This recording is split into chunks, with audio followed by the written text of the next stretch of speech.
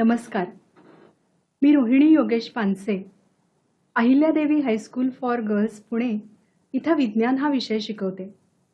मुलांनो, आजच्या विज्ञान आणि तंत्रज्ञान भाग 2 यामधील धडा 2 सजीवातील जीवन प्रक्रिया भाग 1 यातील पेशी विभाजन ही जीवन प्रक्रिया अभ्यासणार आहोत. मागच्या तासाला आपण श्वसन म्हणजे काय बघितलं. यानंतरची अत्यंत महत्त्वाची जीवन प्रक्रिया आहे पेशी विभाजन. यामधील सूत्री पेशी विभाजन आणि अर्धसूत्री किंवा अर्धगुणसूत्री विभाजन म्हणजे काय या संकल्पनांचा अभ्यास पीपीटीच्या माध्यमातून करूया. पेशी विभाजन ही सजीवांमधील एक जीवन प्रक्रिया आहे. पेशी हा सर्व सजीवांमधील रचनात्मक व कार्यात्मक घटक आहे आणि विभाजन म्हणजे पेशींचे वेगळे भाग होऊन त्यापासून नवीन पेशी तयार होतात. पेशींचे विभाजन अनेक कारणांनी घडून येतं. जसं जेव्हा एखादी जखम होते, दुखापत होते, तेव्हा त्या भागातील पेशी व मृत झालेली पेशी बदलण्यासाठी निरोगी पेशी विभाजित होतात. शरीरातील जुन्या पेशी नैसर्गिकरित्या मृत होतात. पेशी विभाजनाद्वारे त्याची जागा नवीन पेशी घेतात. सजीवांची वाढ ही पेशी विभाजनामुळे होते. पेशींची संख्या वाढत जाते. पेशी विभाजनामुळे एखाद्या फलित अंडपेशीपासून एक पूर्ण विकसित सजीव तयार होऊ शकतो. म्हणून पेशी विभाजन हा पेशींच्या आणि सजीवांच्या अनेक गुणधर्मांपैकी महत्त्वाचा असा गुणधर्म आहे. हे पेशी विभाजन कधी सुरू होणार, पेशी विभाजन कधी थांबणार हे निश्चित करण्यासाठी आपल्या शरीरात एक संदेश पोहोचवला जातो. हा संदेश रासायनिक स्वरूपात असतो. सायक्लिन या विशिष्ट गटातील प्रथिनांपासून हा संदेश दिला जातो. सजीवांची वाढ होताना किंवा जखम बरी होताना पेशींचे विभाजन योग्य वेळी थांबणं आवश्यक आहे. एका विशिष्ट टप्प्यावर पेशी विभाजन हे थांबलं नाही तर पेशींची अनियंत्रित वाढ होऊन कर्करोगासारखा म्हणजेच कॅन्सर सारखा गंभीर आजार उद्भवू शकतो.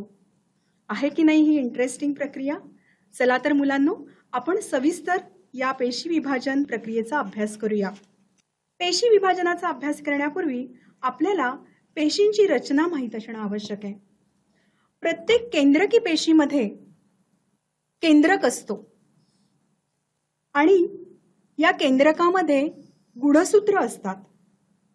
कोणत्याही प्रकारच्या पेशी विभाजनापूर्वी पेशी तिच्या केंद्रकामध्ये असलेल्या या गुणसूत्रांची संख्या द्विगुणित म्हणजेच दुप्पट करते. गुणसूत्र म्हणजे काय ते बघू.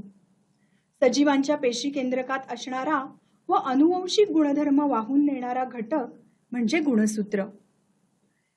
या पद्धतीची आकृती तुम्हाला परीक्षेमध्ये विचारली जाऊ शकते. इयत्ता 9वी मध्ये तुम्ही ही शिकलेला आहात. इथे तुम्हाला दिसेल हा गुणसूत्र बिंदू आहे. त्यानंतर तुम्ही बघाल ही क्यू भुजा आहे. ही भुजा पी भुजा असं म्हटलं जातं आणि इथे गुंडाळलेलं जे तुम्हाला स्ट्रक्चर दिसते, रचना दिसतीये, ते म्हणजे आहे DNA. प्रत्येक गुणसूत्रावर एक गुणसूत्र बिंदू असतो. त्यामुळे गुणसूत्राच्या या गुणसूत्र भुजा तयार होतात. प्रत्येक सजीवांमध्ये पेशीतील गुणसूत्रांची संख्या निश्चित असते. म्हणजे माणसामध्ये 46 गुणसूत्र असतात, तर गायीमध्ये तुम्ही बघितलं तर 60 गुणसूत्र असतात. वटाणा तुम्हाला सगळ्यांना माहिती, कडधान्य, त्याच्यात 14 गुणसूत्र असतात. आणि अजून कोणत्या सजीवांमध्ये किती गुणसूत्र असतात हे तुम्ही शोधू शकता बरं. या पेशी विभाजनाचे 2 मुख्य प्रकार आहेत. सूत्री विभाजन किंवा सूत्री पेशी विभाजन यालाच मायटोसिस असं म्हणतात आणि अर्धगुणसूत्री किंवा अर्धसूत्री विभाजन याला मेयोसिस असं म्हणतात. यामध्ये आपण सुरुवातीला अभ्यासूया सूत्री पेशी विभाजन. सूत्री पेशी विभाजन हे कार्यपेशी किंवा कायिक पेशी आणि दुसरा मूल पेशी यामध्ये घडून येतं. आता काय पेशी म्हणजे काय, तर त्वचा, स्नायू, फुफ्फुस, आतडे इत्यादी अवयव हे या पेशींपासून बनलेले. मूलपेशी या बहुपेशीय सजीवांच्या शरीरात असलेल्या विशिष्ट अशा पेशी आहेत. आपल्याला जखम झाल्यास ती भरून काढण्यासाठी, ती बरी करण्यासाठी या पेशींचा महत्त्वपूर्ण वाटा असतो. आईच्या गर्भाशयातून गर्भ ज्या नाळेने जोडलेला असतो त्या नाळेमध्ये या मूलपेशी असतात. पूर्ण वाढ झालेल्या सजीवांच्या शरीरात रक्त अस्थिमज्जा म्हणजे त्याला रेड बोन मॅरो, मेद उती, ॲडिपोज टिश्यू आणि रक्त यामध्ये मूलपेशी असतात. तुम्ही विचार करा मुलांनो, शरीरात अशा कोणत्या पेशी आहेत की ज्यामध्ये पेशी विभाजन होत नाही, आणि जर पेशी विभाजन होत नसेल तर त्या ठिकाणी पेशींची झालेली झीज कशी भरून निघत असेल बरे? सूत्री पेशी विभाजनामध्ये एका जनक पेशीपासून, ही समजा एक जनक पेशी आहे, तर या जनक पेशीपासून दोन जन्य पेशी म्हणजेच त्यांना अपत्य पेशी असं म्हणतात, त्या तयार होतात. जी पेशी विभाजित होते तिला जनक पेशी म्हणायचं, आणि तयार झालेल्या ज्या पेशी आहेत त्यांना जन्य पेशी किंवा अपत्य पेशी असं म्हणतात. यामध्ये गुणसूत्रांची संख्या बदलत नाही, समान राहते. म्हणजे जनक पेशीतील गुणसूत्रांच्या संख्ये एवढीच असते. म्हणजे मानवामध्ये 46 गुणसूत्र एका पेशीमध्ये आहेत तर ती 46च राहतात.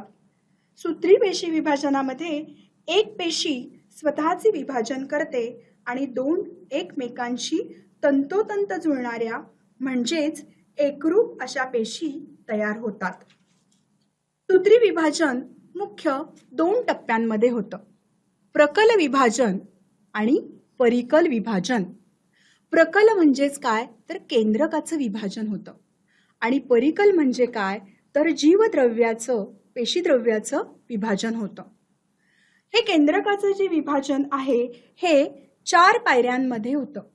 पहिली पायरी आहे पूर्वावस्था, प्रोफेज, मध्यावस्था, मेटाफेज, पश्चावस्था, ॲनाफेज आणि अंत्यावस्था, टिलोफेज. या 4 अवस्थांमध्ये केंद्रकाचं विभाजन होतं. या अवस्थांमध्ये काय घडतं ते जाणून घेणं महत्त्वाचं आहे. त्यापूर्वी पेशीचक्र बघा, सेल सायकल, यालाच पेशीचक्र असं म्हणतात.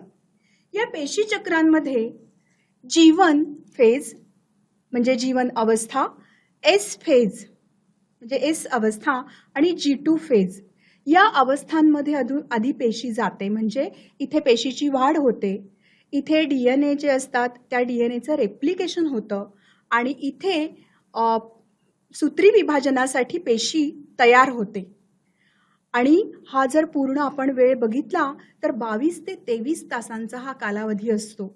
त्याच्यामध्ये हे पेशीचं विभाजन होतं, आणि पूर्णपणे पेशी तयार झाल्यानंतर मग त्याच्यामध्ये सूत्री विभाजन हे होतं. तर पेशी सूत्री विभाजनासाठी अंतरावस्थेमध्ये तयार होते. आता बघा, याच्यामध्ये ही अंतरावस्था आहे. या अंतरावस्थेमध्ये पेशी ही पूर्णपणे पेशी विभाजनासाठी आता तयार झालेली आहे. त्यानंतरची जी येते ती म्हणजे पूर्वावस्था. या अवस्थेत अत्यंत नाजूक धाग्यासारख्या असलेल्या गुणसूत्रांचं वलीभवन होतं, म्हणजे ते गुंडाळले जातात. त्यामुळे ही गुणसूत्र तुम्हाला दिसतायत इथे, ही आखूड आणि जाड होतात. ही गुणसूत्र त्यांच्या अर्धगुणसूत्र जोडीसहित दृश्य व्हायला लागतात, म्हणजे दिसायला लागतात. तारा केंद्र इथे तुम्हाला दिसतंय. हे तारा केंद्र द्विगुणित होतं, आणि प्रत्येक तारा केंद्र पेशीच्या विरुद्ध ध्रुवांना जातं. केंद्रकावरण इथे जे दिसते तुम्हाला केंद्रकावरण, तर केंद्रकावरण आणि केंद्रिका नाहीसे व्हायला सुरुवात होते. त्यानंतरची पुढची अवस्था आहे मध्यावस्था. मुलांनो, मध्यावस्था याला मेटाफेज असं म्हणतात. ही अत्यंत महत्त्वाची. यामध्ये काय होतं बघा, आखूड आणि जाड झालेली ही जी गुणसूत्र आहेत त्यांच्या अर्धगुणसूत्र जोडीसहित म्हणजे सिस्टर क्रोमॅटिड्स असं म्हणतात, त्या तुम्हाला इथे स्पष्ट दिसायला लागतात. सर्व गुणसूत्र पेशीच्या विषुववृत्तीय प्रतलाला म्हणजे मध्यभागी समांतर या पद्धतीने संरचित झालेली दिसतात. ताराकेंद्र आणि गुणसूत्र बिंदू, ताराकेंद्र आणि गुणसूत्र बिंदू यांच्या दरम्यान विशिष्ट अशा या लवचिक प्रथिनांचे धागे तुम्हाला दिसतायत. आणि यांनाच तूर्कतंतू किंवा स्पिंडल फायबर असं म्हणतात. अत्यंत महत्त्वाची अशी ही मध्यावस्था लक्षात ठेवा. पेशीला मध्यभागी इथे समांतर या पद्धतीने ही संरचित झालेली तुम्हाला गुणसूत्र जोडी दिसते. त्यानंतरची पुढची जी अवस्था आहे ती आहे पश्चावस्था. पश्चावस्थामध्ये गुणसूत्र बिंदूंचं या ठिकाणी विभाजन होतं आणि प्रत्येक गुणसूत्राची अर्ध गुणसूत्र जोडी इथे वेगळी झालेली तुम्हाला बघायला मिळेल. अर्ध गुणसूत्राची वेगळी झालेली ही जी जोडी असते ती दोन्ही ध्रुवाकडे म्हणजे एक एक टोकाकडे इथे तुम्हाला ओढली गेलेली दिसत आहेत. एका टोकाकडे ओढली जातात आणि उरलेली अर्धी दुसऱ्या टोकाकडे या ठिकाणी ओढली जातात. वेगळ्या झालेल्या अर्ध गुणसूत्रांना जन्य गुणसूत्रे यांना जन्य गुणसूत्रे म्हणजेच डॉटर क्रोमोसोम्स म्हणतात. ही ओढली जाणारी गुणसूत्र जर तुम्ही बघितली तर मुलांनो एखाद्या केळीच्या घडाप्रमाणे तुम्हाला ही दिसत आहेत. गुणसूत्र ओढली जाण्याच्या क्रियेमध्ये ही गुणसूत्र काही वेळेला आपल्याला इंग्रजी जे अक्षर, व्ही अक्षर, आय अक्षर आणि एल अक्षर अशा विविध आकारात दिसतात. या अवस्थेच्या शेवटी गुणसूत्रांचे दोन दोन संच, आता हा एक संच आणि हा एक संच असं या अवस्थेच्या शेवटी दोन टोकांना पोहोचलेले दिसतात. यानंतरची पुढची अवस्था जी आहे ती आहे अंत्यावस्था. आता पेशी विभाजन इथे संपत आलंय. पेशीच्या दोन्ही टोकांना पोहोचलेली गुणसूत्र उलगडतात.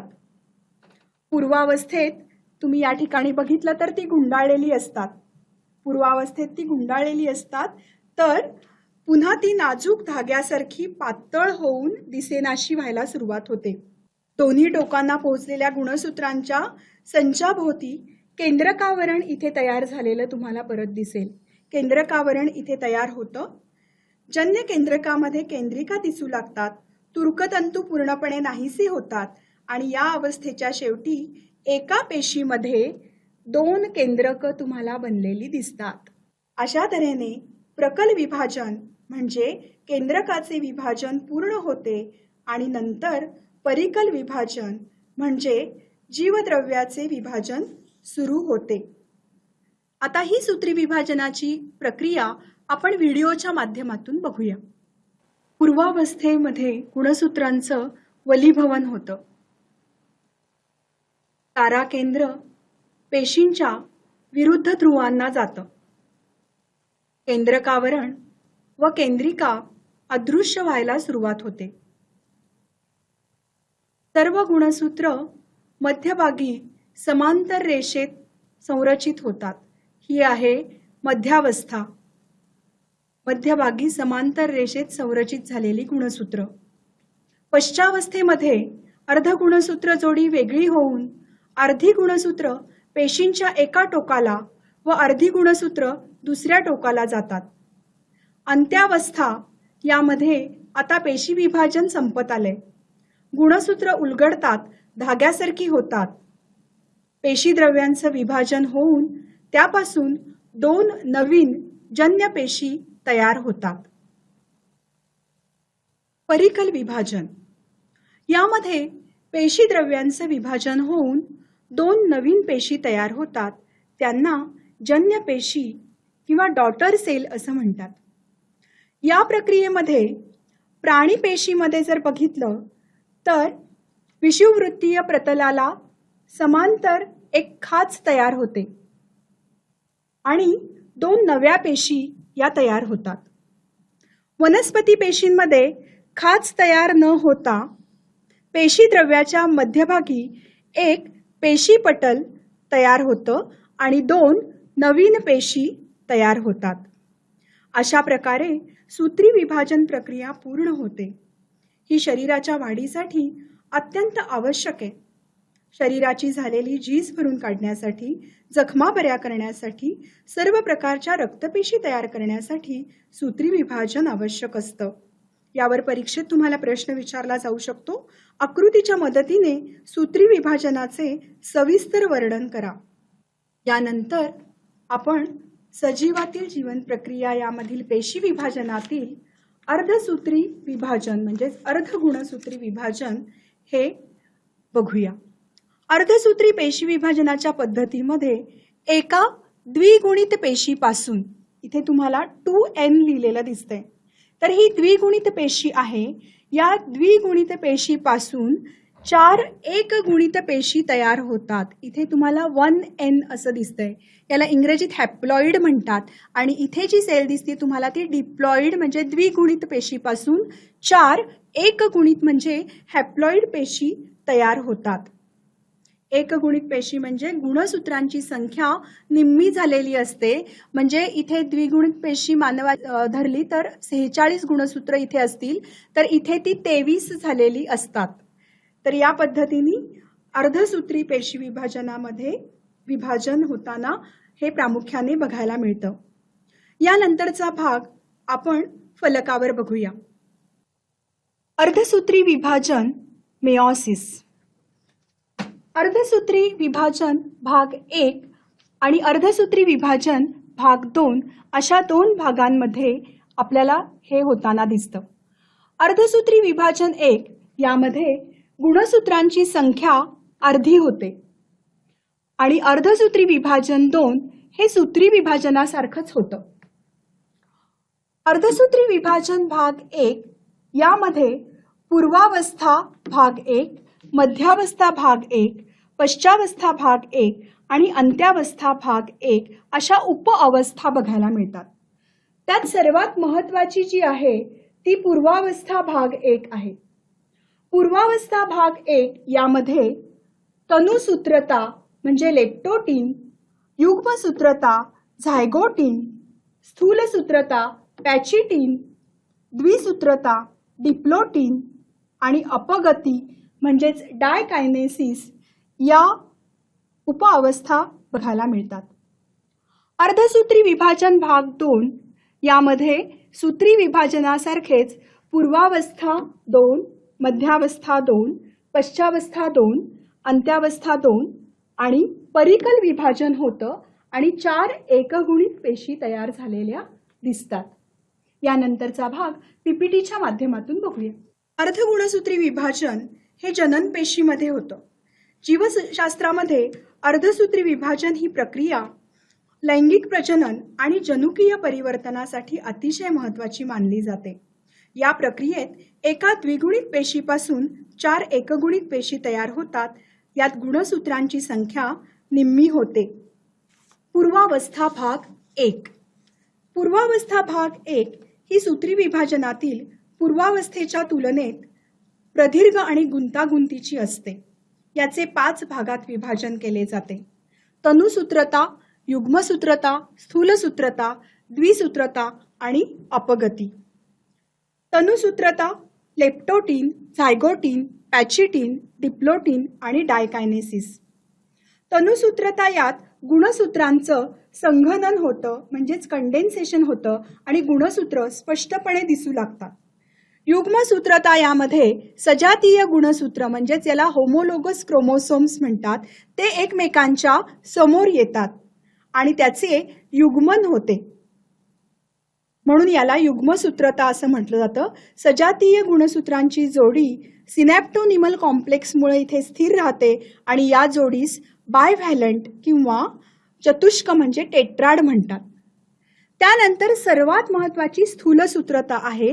इथे अर्धगुणसूत्र चतुष्क रूपात आपल्याला बघायला मिळतात, स्पष्ट दिसतात आणि इथे पारगतीची प्रक्रिया पार पडते. ती पुढच्या स्लाइडमध्ये आपण बघूया. त्याला क्रॉसिंग ओव्हर असं म्हणतात. तर स्थूलसूत्रतामध्ये जनुकीय अदलाबदल पाहायला मिळते. त्यानंतर द्विसूत्रता ज्याच्या सुरुवातीला सिनॅप्टोनिमल संमिश्राचं विघटन होतं आणि बायव्हॅलंट आता एकमेकांपासून वेगळे व्हायला लागतात. बायव्हॅलंट एकमेकांपासून वेगळे झाल्यानंतर इथे विनिमय बिंदू म्हणजे त्याची एक्स सारखी आपल्याला इंग्रजी एक्स प्रमाणे रचना दिसते आणि त्याला कायझमेटा असं म्हणतात. कायझमेटा असं याला म्हटलं जातं. अपगती म्हणजेच डायकायनेसिस. यात सजातीय गुणसूत्र आपल्याला वेगळी झालेली दिसतात. तुर्कतंतू हे गुणसूत्रांना वेगळे करतात आणि केंद्रकावरण आणि केंद्रिका अदृश्य होतात. आता तुम्हाला मगाशी म्हटल्याप्रमाणे ही स्थूलसूत्रतामध्ये क्रॉसिंग ओव्हर किंवा पारगती ज्याला म्हणतात, तुम्हाला या ठिकाणी होमोलोगस क्रोमोसोम म्हणजे सजातीय गुणसूत्र दिसत आहेत. आणि या सजातीय गुणसूत्रामध्ये इथे तुम्हाला लक्षात येईल की अदलाबदल झाली आहे जनुकांची, आणि जनुकांची अदलाबदल झाल्यानंतर इथे तुम्हाला यालाच रिकॉम्बिनेशन असं सुद्धा म्हटलं जातं.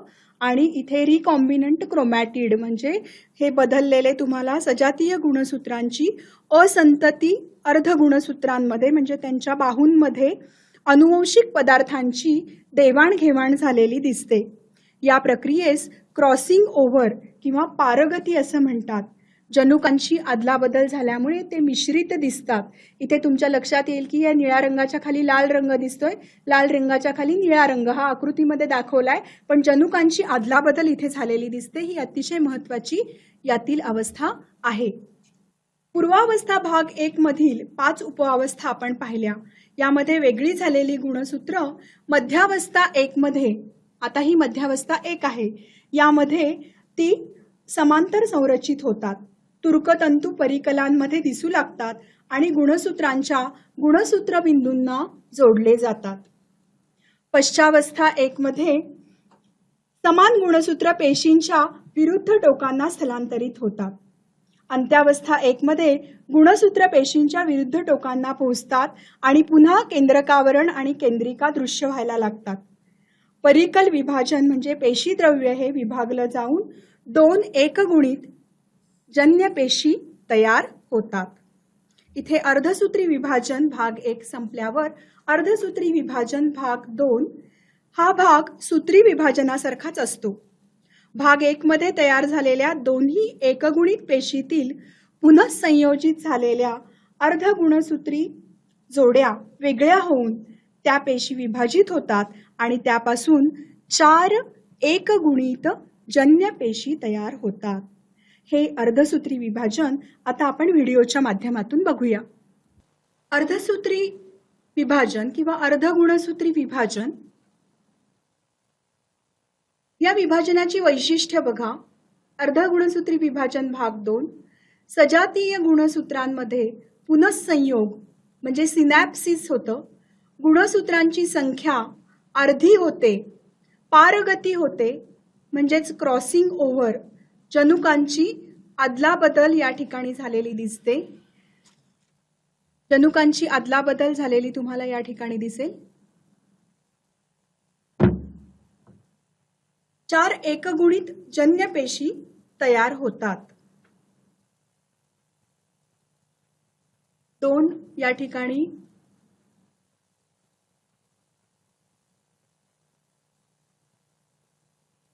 पेशी तयार झालेल्या तुम्हाला दिसतील आणि 4 एकगुणित जन्य पेशी तयार होतात. यालाच अर्धगुणसूत्री विभाजन किंवा अर्धसूत्री विभाजन असं म्हणतात. 4 एकगुणित जन्य पेशी अर्धसूत्री विभाजन 2 यामध्ये तयार झालेले आहेत. पेशी विभाजनाचे हे 2 प्रकार जे आहेत, गुणसूत्री विभाजन आणि अर्धगुणसूत्री विभाजन, याचा तुलनात्मक अभ्यास केला तर मुलांनो तुमच्या चांगल्या लक्षात राहील. गुणसूत्री विभाजन हा सजीवांची वाढ आणि विकास घडवून आणणारा पेशी विभाजनाचा प्रकार आहे. तर अर्धगुणसूत्री विभाजन हा युग्मक पेशी निर्माण करणारा पेशी विभाजनाचा प्रकार आहे. गुणसूत्री विभाजन कायिक पेशींमध्ये होतं, तर अर्धगुणसूत्री विभाजन हे प्रजनन पेशीत घडून येतं. गुणसूत्री विभाजन यामध्ये एका पेशीचे 2 समान पेशीत विभाजन होतं, तर अर्धगुणसूत्री विभाजनात एका पेशीचं 4 पेशीत विभाजन होतं. आणि सर्वात महत्त्वाचा यामधला फरक आहे, गुणसूत्रांची संख्या ही जनक पेशींच्या गुणसूत्रांएवढीच असते, तर अर्धगुणसूत्री विभाजनात ही संख्या निम्मी होते. मुलांनो, आता आपण महत्त्वाचे मुद्दे जे आहेत त्याची उजळणी करूया. पेशी विभाजनाचे 2 प्रकार आहेत. सूत्री विभाजन हे शरीरातील कायिक पेशी आणि मूल पेशींमध्ये घडतं आणि अर्धगुणसूत्री विभाजन हे शरीरातील जनन पेशींमध्ये घडून येतं. सूत्री विभाजन 2 टप्प्यामध्ये पूर्ण झालेलं दिसतं. यामध्ये पहिलं जे आहे ते प्रकल विभाजन, त्यालाच केंद्रकाचं विभाजन असं सुद्धा म्हणतात. आणि दुसरं आहे परिकल विभाजन किंवा जीवद्रव्याचं विभाजन. प्रकल विभाजन हे 4 पायऱ्या म्हणजेच अवस्थांमध्ये पूर्ण होतं. यातली पहिली अवस्था आहे पूर्वावस्था, दुसरी मध्यावस्था, तिसरी पश्चावस्था आणि चौथी अंत्यावस्था. प्रकल विभाजन पूर्ण झाल्यावरच परिकल विभाजन हे होत असतं. सूत्री विभाजनाचं मुलांनो हा भाग लक्षात ठेवा की महत्त्व काय आहे. तर सूत्री विभाजन हे शरीराच्या वाढीसाठी, जखमा बऱ्या करण्यासाठी, झीज भरून काढण्यासाठी, रक्तपेशी तयार करण्यासाठी आवश्यक आहे. त्यानंतर पेशी विभाजनाचा दुसरा जो प्रकार आहे तो अर्धगुणसूत्री विभाजन. हे आपल्याला 2 टप्प्यांमध्ये पूर्ण झालेलं दिसतं. अर्धसूत्री विभाजन भाग 1 आणि अर्धसूत्री विभाजन भाग 2. अर्धसूत्री विभाजनात युग्मक व बीजाणू तयार करण्यासाठी ही प्रक्रिया होते. या पेशी विभाजनात एका द्विगुणित पेशीपासून 4 एकगुणित पेशी तयार होतात आणि 4ही पेशी जनुकीय दृष्ट्या जनन पेशीपेक्षा व एकमेकांपेक्षा वेगळ्या असतात. मुलांनो, आज आपण विज्ञान आणि तंत्रज्ञान भाग 2 मधील सजीवातील जीवन प्रक्रिया भाग 1 हा धडा दुसरा पूर्ण केलेला आहे. यामध्ये पहिल्या तासात आपण श्वसन ही जीवन प्रक्रिया अभ्यासली आणि आत्ताच्या तासात पेशी विभाजन ही जीवन प्रक्रिया अभ्यासली. पेशी विभाजन या जीवन प्रक्रियेत सूत्री पेशी विभाजन आणि अर्धगुणसूत्री विभाजन हे 2 प्रकार अभ्यासले. या संकल्पनांचा नीट अभ्यास करा. पाठ्यपुस्तकाचं सूक्ष्म वाचन करा. अभ्यासासाठी तुम्हाला खूप शुभेच्छा. धन्यवाद.